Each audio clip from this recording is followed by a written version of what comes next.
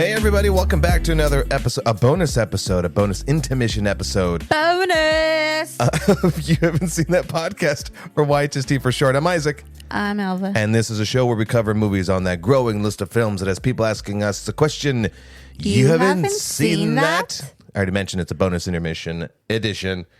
Basically what this entails is it's going to be real loosey-goosey, and the reason why it's a bonus episode, don't get too excited. It's two movies that you're probably not going to go see. We just happen to have time to see extra movies because this is on the tail end of my winter vacation from work or whatever. So we have more time to see movies, and the movies that we saw and that we're going to talk about today out of format. So you're not getting the bite-sized, spoiler-free version that is of Alan McCay and We Bury the Dead. I got ahead of myself. If you're new here, if you haven't done so already, follow us on social media at YHST Pod on Instagram, TikTok, and YouTube. And if you enjoy us, please support us on Venmo at YHST Pod. We appreciate you. Happy belated holidays if this is the first episode you're listening to or whatever. Again, we're really loosey-goosey on today's episode. But no, because I still wanted to talk about these two movies. I don't think there's actually been a movie where you and I have seen and been like, nah, let's not cover it. We've pretty much talked about all the movies we've seen, even if it's streaming, right? No, there's a couple Which movies. one? Eternity? You saw Eternity? No, wait. You didn't listen to the question. I didn't understand I love the this. question. I'm going to talk to the audience directly now. So she has headphones on. I'm like, let's lock in. Let's bring the energy up. It's the middle of the week. And you didn't hear the question. I directly asked you a question. Jesus hell. But I do have a little bit. I originally wasn't going to throw some news at you guys, but some interesting things I believe have happened, including the Critics' Choice Awards. Like I said, it's the middle of the week, and the tea's finally kicking in. So Elva, you can sit back on this one. Cool. As I tell people what the heck is going on in Hollywood movies and entertainment with YHST News. So yeah, I don't need all that other music and stuff. We'll just get to it, all right? No musical bed or whatever. So here you have it. Here it is. Maybe a music bed. Doom, doom, do, do, do, do, do. Is that the Smash Brothers music bed? Doom, do, do, do, do, do. No, it's Powerpuff Girls. Oh, it is Powerpuff Girls. Never mind. Forget that. I'm putting this music bed here. That sounds better. All right, real quick. For all you Lord of the Rings fans, I'm not saying I'm not a Lord of the Rings fan, but just in case you guys don't know, the good news, Sir Ian McKellen and Elijah Wood will reunite as Gandalf and Frodo in The Lord of the Rings, The Hunt for Gollum. Wow. We have a lot of catching up to do.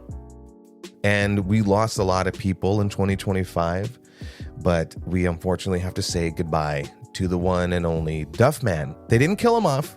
So I got scared at the post that I saw. Duffman. But they did officially retire the Duffman character. And I guess in the storyline, he retires from the Duff Corporation.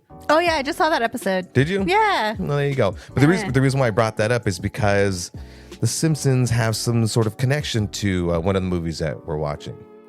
And as of this week, they dropped the fourth and final Avengers Doomsday trailer. So just as a recap, first trailer was Captain America with his baby. You get to see that he's still alive, and it's all super serious, as well as Thor's trailer.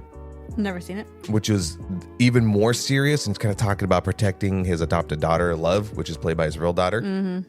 The third trailer, which should have been the fourth and final trailer, because it was the X-Men with Professor X talking with Magneto, and of course, that freaking nerd porn of Cyclops. First off, James Marsden in his full Cyclops outfit, OG style, ripping off his glasses or whatever the fuck they are, his visor, and just full optic blasting from the punch dimension. Did you know? I did not. I can't wait for this. This is going to be amazing. And then the last, fourth and final one was Fantastic Four teaming up, specifically The Thing, I believe, teaming up with Namor and Shuri's Black Panther. Okay. Mm-hmm. So you don't have to go out to the theaters to go see these in front of only Avatar Fire and Ash. How is Avatar Fire and Ash doing, by the way? You know what? I'm going to go ahead and look that up. Yeah, you look that up. As I run down who won some of the major film winners at the Critics' Choice Awards this past weekend, with one battle after another winning for Best Picture, Timothée Chalamet winning for Best Actor, Jessie Buckley, Best Actress, Jacob Elordi, Best Supporting Actor, Amy Madigan, Best Supporting Actress.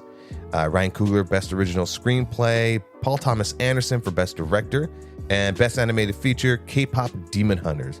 Woo, woo, woo. I think we've seen all the movies that all those respective people are in, and I have to agree that those are some great choices. Yes, they are. Hit me with the box office for Avatar. Worldwide right now is 1,091 to 1 Billion? 1 billion. Sorry, 1 billion. I was like, wait, numbers are blurred. 1 billion. My bad, guys. $1 million. You're like Dr. Evil. It's a lot of money, huh? A lot of money. So it finally reached $1 billion? Yeah. So I think technically it's a success now. Yeah. Now, do we have the Avengers Doomsday trailers to thank for that? Or the actual movie itself? And by now, if you guys are listening, if you haven't done so already, go back and listen to us cover Avatar Fire and Ash. I want to know if you guys had already seen it and what you thought about it. I think we just have to thank people who want to see Avatar for that. You think so? Yeah. Well, I guess that means that we might, I don't know if he said it yet, but we might be getting then a fourth Avatar. I guess. The franchise lives on. I don't want it to, but whatever. I mean, you don't have to go see it. I just, look, like I said in the Avatar episode, I just hope if he does do it, that he learns from this one and changes, doesn't retread the same beats and brings something that's more exciting other than groundbreaking visuals. That's true. Yeah. Appreciate your input. Okay, dokie. Let's go ahead and let's start with Alan McCay. Now, when we seen the trailer for this, I thought, what an amazing cast. It's starring Emma McCay as Alan McCay, Jamie Lee Curtis, Julie Kavner as a narrator. You'll know Julie Kavner as the voice of Marge Simpson. Rebecca Hall, Woody Harrelson, Albert Brooks, Ayo Edebiri, so Camille Nanjiani. So it's a lot of really strong actors. Some of them have a little bit of a comedic background to it. And as far as like the story was concerned, presented in the trailer, I thought, you know what, this looks like something that might resonate with us because it's having to do with trauma, a lot of trauma, and I'll get into that in a second. But parental trauma, I'll get into that later for sure, and death and grieving. In an adorable little package like Alan McCay, who's this sort of like has this go get him attitude. And then you have like some like heavy hitters here, like Jamie Lee Curtis and Woody Harrelson. So that made us want to go watch it more. Yeah, 1,000%. Did you enjoy Alan McCay? No. Okay, go ahead. I went with like medium hopes of maybe liking this movie and easily went down. I did feel a lot of like that late 90s, early 2000s kind of comedy vibes, kind of those movies. Which the movie takes place in 2008. Yeah. So it was, I don't know if this is, I'm not going to do a lot of research into this thing, but I don't know if it was based off of a book or any other specific reason other than maybe it's just like it's a more innocent time to do it. And maybe if they were thinking that this was going to be the vibe of it, that, well, the early 2000s vibe, let's just go ahead and set it in early 2000s. Yeah. No, it's not a book. And by the way, this is, I think, written and directed by James L. Brooks. And when we saw that, I go, James L. Brooks. I thought it was the brother of Albert Brooks. No, James L. Brooks is one of like the I think 2 or 3 people that helped create and get The Simpsons up and running. Yeah. So that was a connection to this thing, right? Julie Kavner, voice of Marge. This is also by Gracie Films Productions, which is the thing at the end of The Simpsons that goes Gracie Films. Yeah. Mm-hmm. But also he did Spanglish and Terms of Endearment. So those are like 2 good movies. Strong movies, very, very strong movies. So I'm just like, is he tiptoeing back into this, or well, it had a side project that just got, as you mentioned those other things, because I also didn't look into his filmography. Again, just a lackadaisical episode here today. But there I can see the shades of those movies. But there was something about this movie that like it. I think the word that I used when we were talking about it, as far as like the subject matter in the movie, was I feel like they're appropriating my trauma. Yeah. Like the drama and trauma presented in the movie are serious on paper. A mom dies. There's a narcissistic dad, a brother with mental disorders, a sex scandal, politics. Am I missing anything? No, you got that. Right? Yeah. 2008 recession. 2008 recession. There's womanizing. Those are all really serious things. But this movie, for like a lack of better phrasing, it's too shiny. It's way too lighthearted.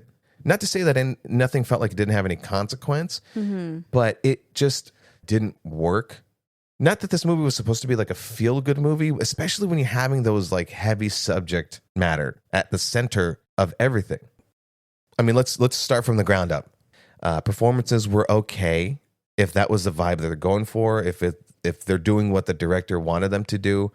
The character of Alan McCay was kind of adorable and then kind of insufferable.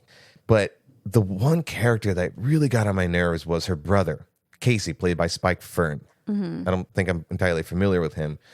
The arc of his story throughout the movie, it had some misbeats. He's just like way too squirrely. Yeah. He's a screwball. Or screwy is one of the characters that put it. And it didn't work well because the other movie that we saw was We Bury the Dead, and there's a very similar kind of screwy character where like they're kind of innocent, but then the way that they're being performed, a little nutty. And yeah. I wouldn't want you in a room with that person. I mean, he plays a very good Tyler from Back to Black with Amy Winehouse. Okay. So I'm like, okay, cool. But also like underneath your belt of known roles that you have for him is Alien Romulus and the Batman. No shit. So you got a Vandal for one and you got Bjorn for the other for Alien Romulus. And I'm just like, we can see your range that you have here, but why are you going super nutty? Like, so then it is the direct. Yeah. To blame anybody would probably be the director then. Yeah, I just hope he doesn't get typecasted to that character. And again, this is like, it's such a specific lane that they were trying to go for, but it didn't work. So you and I were kind of arguing about it on the drive back, which was like this movie it had some things it needed to adjust. It was, again, too polished. It needed to be scuffed up a little bit, right? Especially talking about all these things. But the brother's arc, like, yes, I wanted to know what happened to him, but we literally spent like a whole 10, 15 minutes. And instead of like the audience's imagination, making up or interpreting what might have happened in order to like land his girl in the end, spoiler alert, we see it. And I'm like, oh, this is a whole red flag situation. If it was like poetic, she would have been like, no, I've bettered myself over this year of not talking, and you just need to be okay with yourself. This relationship isn't going to fix anything. The next step ahead of that is like, are we not doing okay? We should have a baby. Like, no, that's not okay. That's called being manic. Yeah. You don't act on that shit. And it was just, it didn't do it for me. So that was like the major blemish in it. But as far as like everything else, it was just these little tweaks here and there. Overall it was an okay watch, but Yeah, I can't say that I fully enjoyed it. I think something to just have in the background if you need to, or if you're stuck or need like a Background solid. Or maybe like a random palette cleanse of like movies. Yeah. I mean, you could be on your phone watching, which Yeah. sucks. I hate saying that, but it just, when it started talking about politics is when it lost me. And I think it lost a lot of the audience because I think this movie could have benefited leaning into or diving in more to the grief, the death of the mom. Like that was something really serious. And I was starting to get a little emotional when they presented it. I feel like it could have been like maybe a mini series. I could see that. I think though an unsuccessful one. Yeah, but I mean, it would give like more of a weight. I don't know. It's It's so funny that you mentioned that because I think it's always a cheat to. It's kind of like not a lack of better phrasing. It's a cop out to say like things should be a miniseries because I catch myself saying that all the time, and I caught myself thinking that when we were watching We Bury the Dead, which I'll get into that a little later. And totally right. There's like the thing is there's a lot of characters, but I think that within the time spans of 2 hours of the movie, like I think there was enough time to touch on some of these characters, literally give them like 5 or 10 more minutes. But it was just, I don't know, it was messy and yet polished. So the thing that resonated with me in the beginning of the film, the narrator, Julie Kavner, says something along the lines of, have you ever been one of those people that basically winces when you see a happy family all together? I'm like, yes, that's such a thing that stands out that I'm very interested to see what the next remaining 2 hours are going to be. Mm-hmm. And then it's all sort of like flitty and fluttery. I feel like I've been catfished by the trailer. Yeah. The trailer gave me like, oh, okay, I may like this movie. Maybe it may, and then I was like, no, this is a tragedy. And unfortunately, I didn't see Kumail Nanjiani in the trailer. I don't think I did. No. But if I did, I would have been like, oh, I love Kumail Nanjiani. I think he's great. And I'm happy for his success. Obviously, they're casting him in almost everything else. He was just in the last episode, 2 episodes of Fallout. But when you are unfortunately cast in a flop of like a Marvel movie, then you're like, well, shit, I got buffed for nothing. And now I'm trying to do more movie stuff. You kind of get like typecast and cast around. Mm-hmm. We're just like, all right, I'm just finding a job.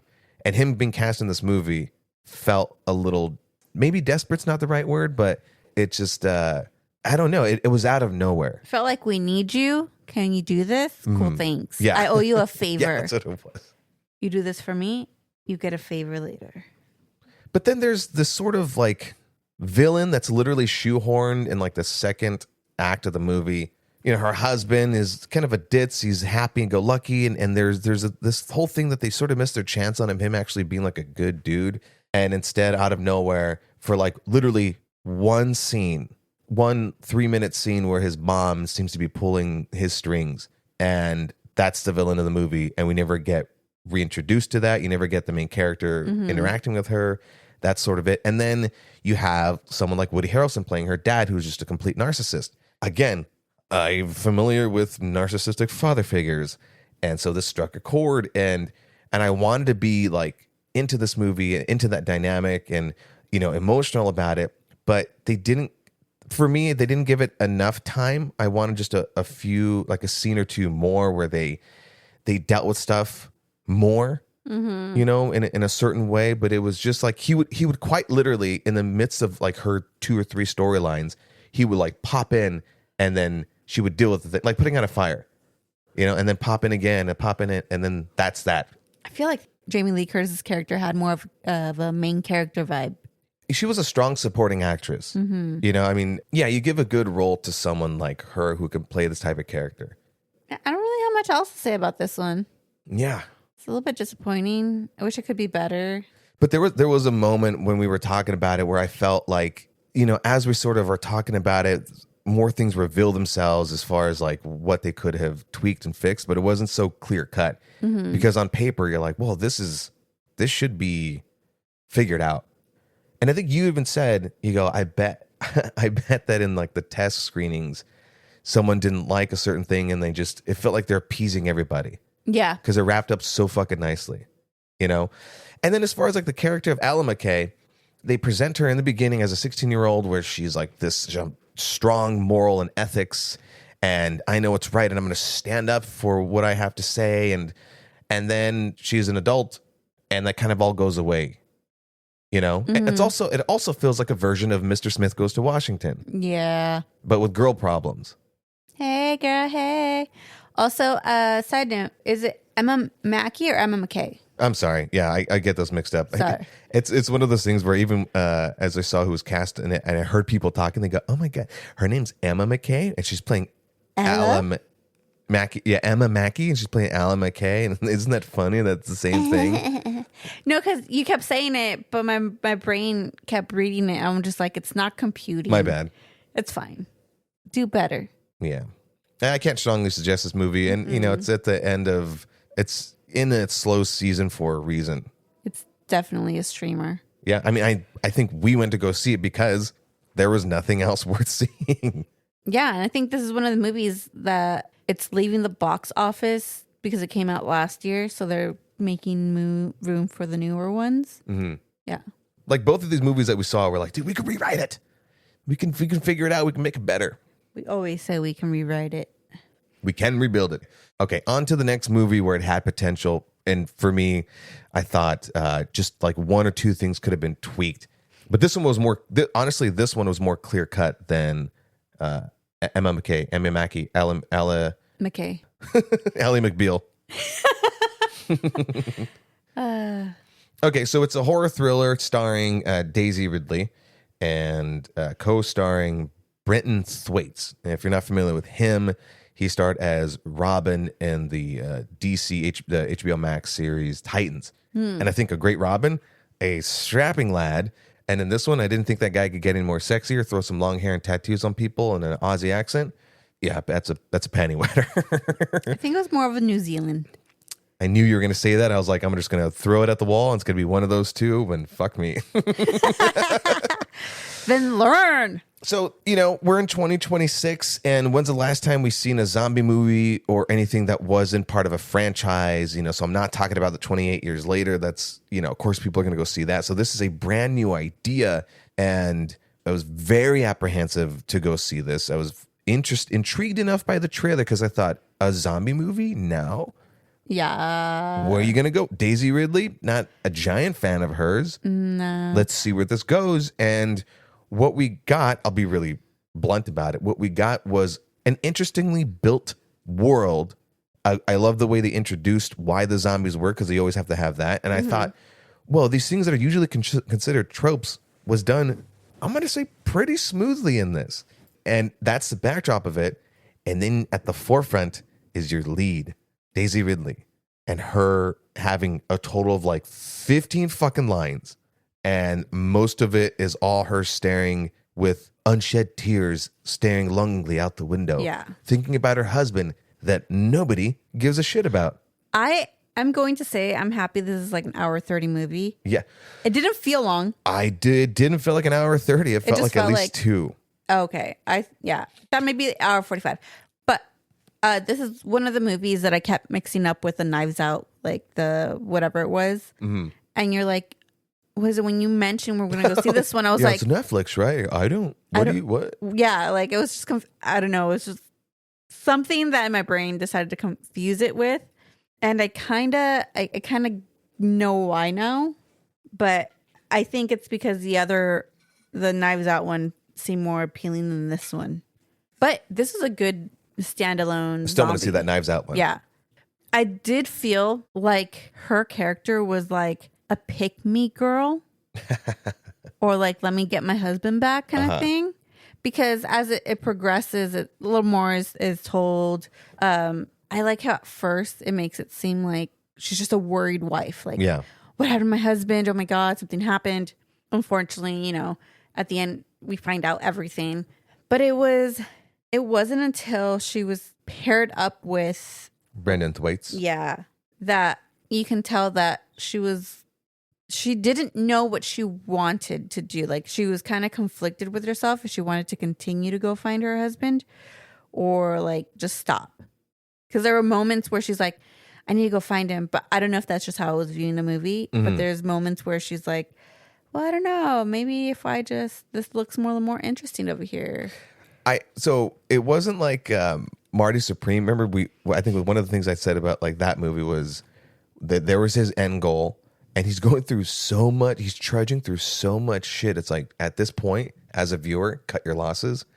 This one didn't feel like, hey, cut your losses. It was more of, you went all the way there on the guise of a broken marriage. Throughout the film, it sort of then revealed that they were sort of broken for all these other reasons. The popular phrase of the day. On paper, this would have worked, but the casting was wrong for her husband and frankly for her. Or write more lines for her, make her interesting. She was a boring character in a very exciting world where literally every other character that she metaphorically touched was so much more interesting. Literally the scenes with them is her staring blankly and going, and then them being fascinating. And at the end of that, she's just literally for everyone, she then goes, can I go to my husband now? That's the end of the scene. Yeah, it's like when I'm gonna put it this way, it's like when a kid's getting yelled at by the dad, but like, can I go play now? Can I go play now? Exactly, it gave me that, and I want to see a movie where it shows her potential in acting and shows her potential in range. This movie could have been it if the writers just wrote a ton more dialogue for her. Yeah, just a tad bit more. No, I know I'm doing it. I'm not kidding. I want to go back and like somehow count her lines. She has like 10 or 15 lines. So she doesn't need a tad more. She needs a fuck ton more. She needs to actually be having conversations with everyone else as opposed to like people, just, talking to her or at her. You know what I mean? Yeah, because she seems like they ask her a question and she's like, I don't know. And maybe. And it's one of the tropes that didn't work for me in this type of film because of how they design, the behaviors of the zombies. Why does our main character have to have no survival skills? That pisses me off. So many other scenes you go, that makes a lot of sense. Yeah, she's smart.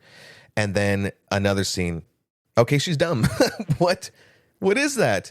And it wasn't one of those things where you go, yeah, but Isaac, the movie had to happen. Literally, she could have like used a thing or done another thing and it would have made her character that much more smarter. It's either the tool she's using or it's like, all right, let's kick the dead to make sure they're dead.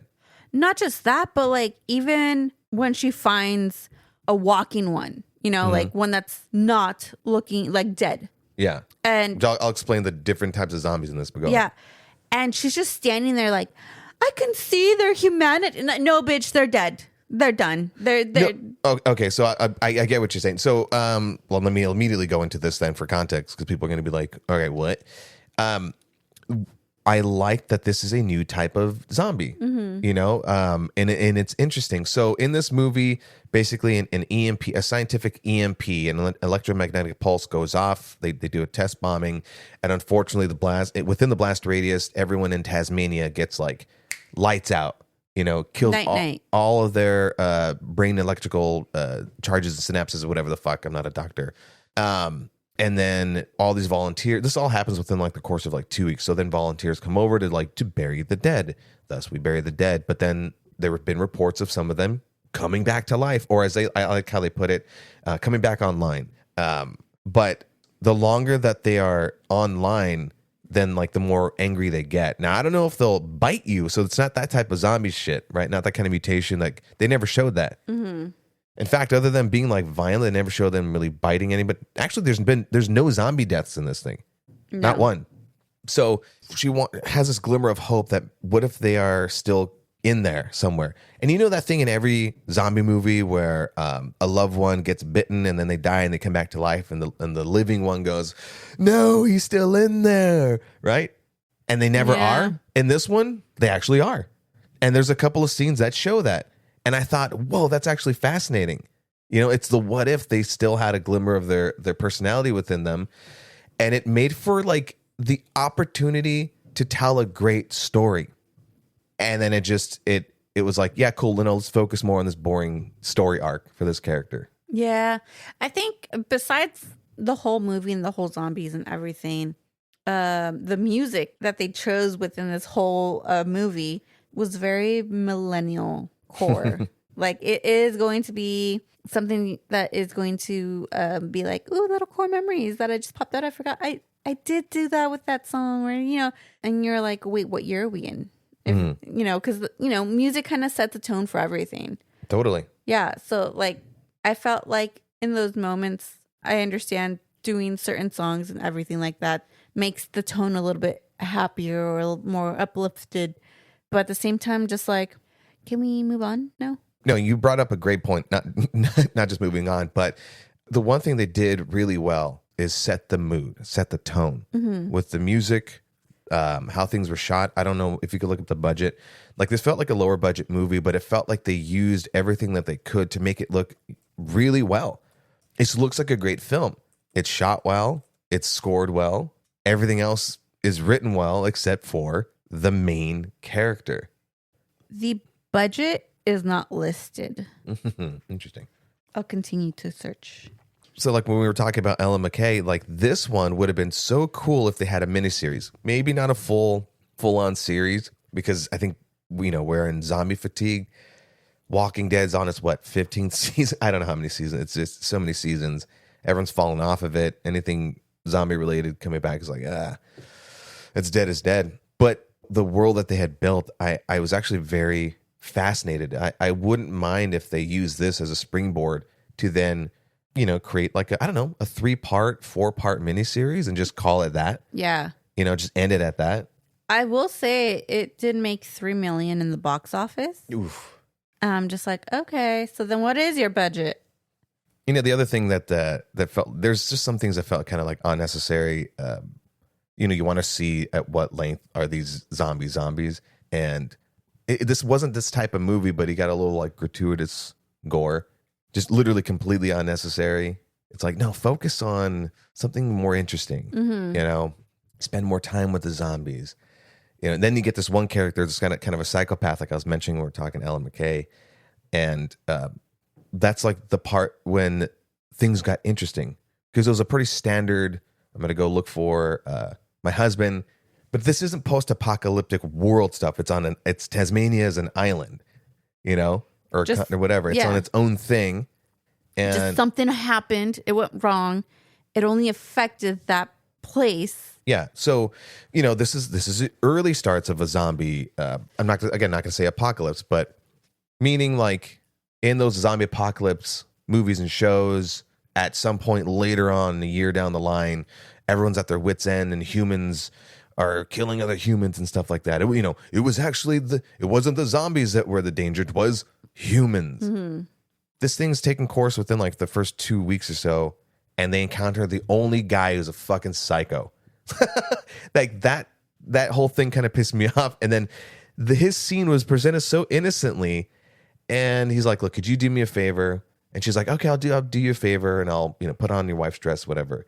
And then he like asks real nicely, like, "Hey, you forgot to put on the ring. Could you just do that?" And she's like, "No, I will not." And you're like, dude, relax. Just pop the ring on. He's gonna take you. He's not gonna, do other stuff. But it went like from 0 to 100 real fast. Oh yeah. The thing is, I'm like, you're trying to survive. You're trying to get from point A to point B. You've gotten this far. Unfortunately, now you got a point C here. And now your point B is now point C because point B turned into side quest. Total side quest. Yeah. So it's like, okay, cool. But this guy has the tools, the clearance to get you there without anything. You know what could be interesting with this type of zombie? It could be like a procedural of someone helping the zombies complete their unfinished business. Dun, dun, dun, dun, dun, dun. We need to have, excuse me, you cannot do that. We need Carlos to do that. Okay? Shout out Carlos. That's where his theme song comes in. I can't do it because I have always got to get it right. Also, always stay pitchy. Otherwise, YouTube will take us down. At least I got one freaking theme song right. Anyways, no, yeah. What was it that I was saying when people ask us like, "Oh, how was that movie?" It's like, it's Casper meets zombies. Yeah, it really, like, because in Casper they established that the ghosts are there because of unfinished business. Like, okay, so then like what? The same thing with the fucking zombies. Unfinished business. I don't give a fuck. And it was so interesting because you didn't have to be afraid of them so much so. And then there were like the scary ones. It was so fascinating to see basically like the zombies, arcs progress and evolve and shit. No. And then the fucking kick in the pants at the very end to find out that like, oh, I came all this way and my husband was cheating. I saw with the koala.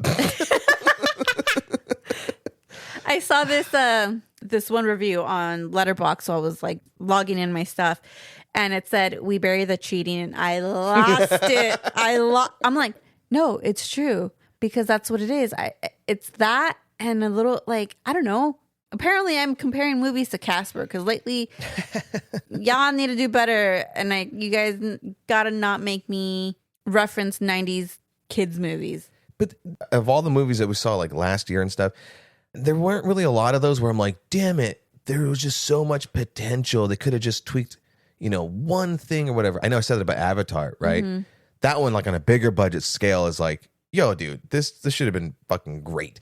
This one was like, this could have been a cult classic. This could have been something else. I'm maybe I'm just being like narrow-sighted, but I really do think that it had huge potential. Thing is, it could still be one later on. The way that Hollywood works nowadays, I don't know, and I don't think so. Never know. Well, I suppose if you say that about everything else, then you never know. Then you never know. No, but I think on the way home, I was telling him, like, look, if you were stuck on this retreat with the work and shit. And by the way, extramarital things aside, like this is just us. We love each other. Yeah. Okay. Pretend that we love each other. And then I go to Australia New Zealand, excuse me. Ugh. Whatever. Okay. And then that happens. I'm staying home.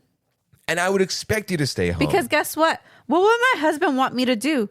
Oh, how about 1,000%. stay home where I'm safe, where I have the capability of taking care of myself? Yeah, maybe, somehow get supplies for yourself, food and shit like that. But like, I have equipment here that I can keep myself safe. And why would she think that the military wasn't going to like report who the dead were? They just die in their home.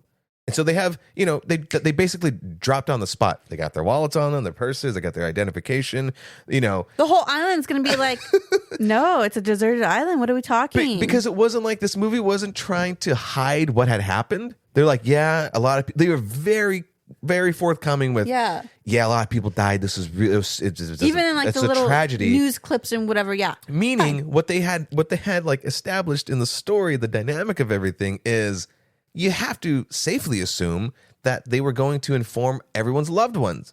Yeah. Anyone that... Because all she wanted was closure. But there was no point in this movie that she had learned before she got on the island that there was a potential of them being people inside. Mm-hmm. You know what I'm saying? Yeah.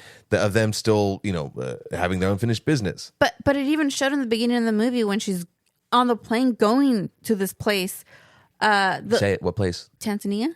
What did I say? Tanzania. I don't know what it is. Idiot. Anyways, the person next to her, she's like, oh, I'm going to go see if my son, maybe he's one of the injured or if he... Mm-hmm. And like, it's showing people are, one, going to see if their loved ones are still alive because, hey, cool, whatever. I would just wait or be like, hey, I'm going to wait like 2 more weeks to see if it's all clear or whatever. Get everything under control. You're fine.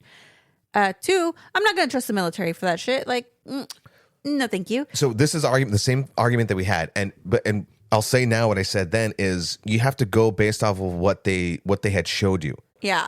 And I get that, you're on the left side of the couch, I'm on the right side of the couch, and so you don't really trust the government as much. Not to say I trust the government at all either, but as far as a movie form, what the information they present you, and sure, they're not like, look, the military wasn't like. They weren't immediately like, yes, the people were coming back and some of them were violent. They were just like, look, you are civilians and you're going to go crazy when you hear that these things are being violent. So let's just take it one step at a time. But as far as them letting them know that people died and we're burying the dead, and that's all she needed to know.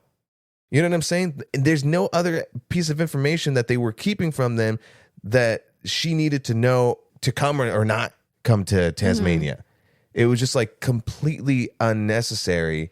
And then to like fail in making me care about them as a couple. And then at the very end to be like, it turns out he's a douchebag piece of shit. You go, well, I am angry now that I went on this journey with her. Yeah. And also, this is all guilt. All she's doing it is to clear. That's a good point. Yeah, she's just guilty because of like it shows it all there. It's literally a guilt trip. She took a trip to Tasmania. Seriously, she's just trying to clear her freaking conscience. Oh yeah, she's a piece of shit too. She fucking cheated. Yeah, she did it first. I'm like he owed you one. You brought. Oh man, can't be mad at him. Should have stayed home. Yeah, I don't like her character. Yeah. But if you have an hour and a half to spare. So, okay, let's ultimate stuff because the episode ran long. Every other episode, Alva and I go back and forth and alternating and guessing the Rotten Tomato critic and audience score, as well as giving our own personal rating of the aforementioned movies. In this case, Ellen McCay and We Bury the Dead.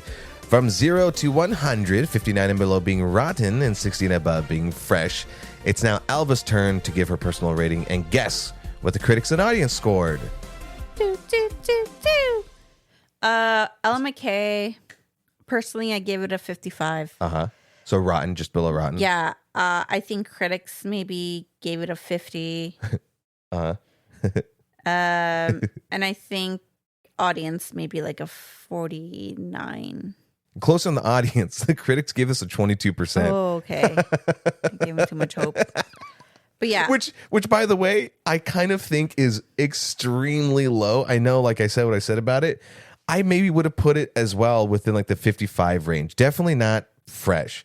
and the audiences gave it a 57%. Okay. They were just below. I was just below fresh. And lastly, We Bury the Dead. What would you give that one?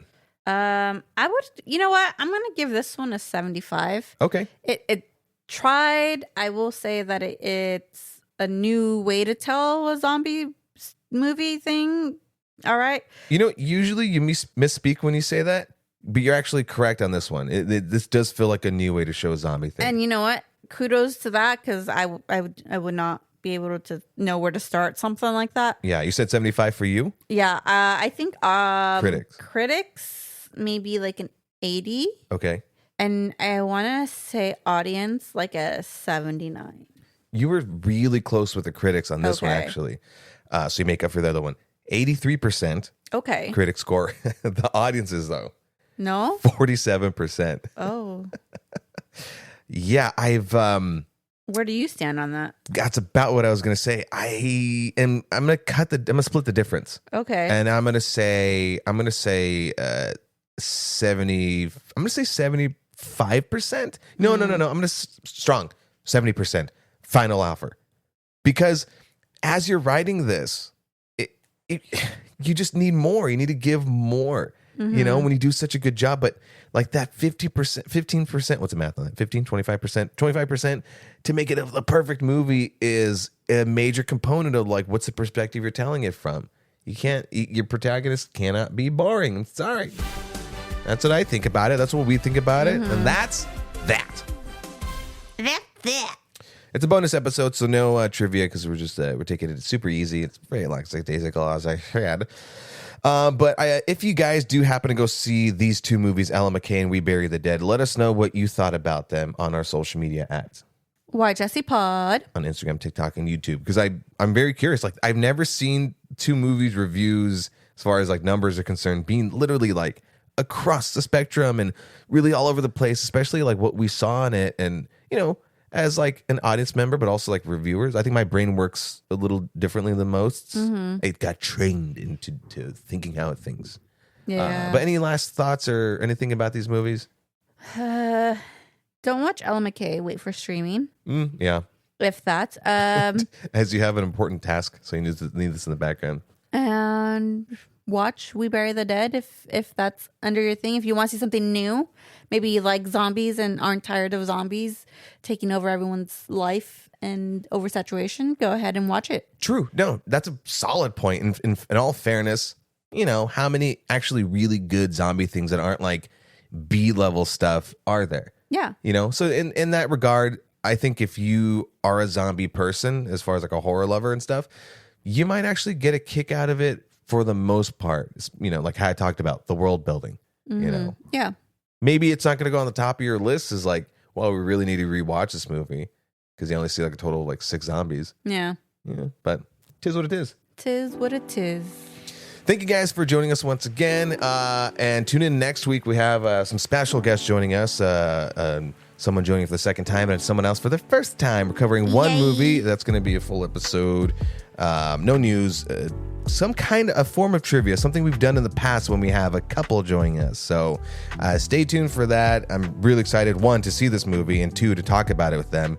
So, you know, catch us next week. But in the meantime, let us know what movies are on your growing list of films that has people asking you the question. You haven't seen that? Oh my God. I'm Alan McCay. Oh my God. Oh my God. I just came back from my dad. Am I going to talk like this the whole time? Hi, Al. We bury the Alan McCay. Oh my God. With that. Anyway. Is that why I'm like this? Am I a zombie? Do I want brains? I don't know. Oh my God. Why am I running fast? Stop. All right, bye. Bye, everybody.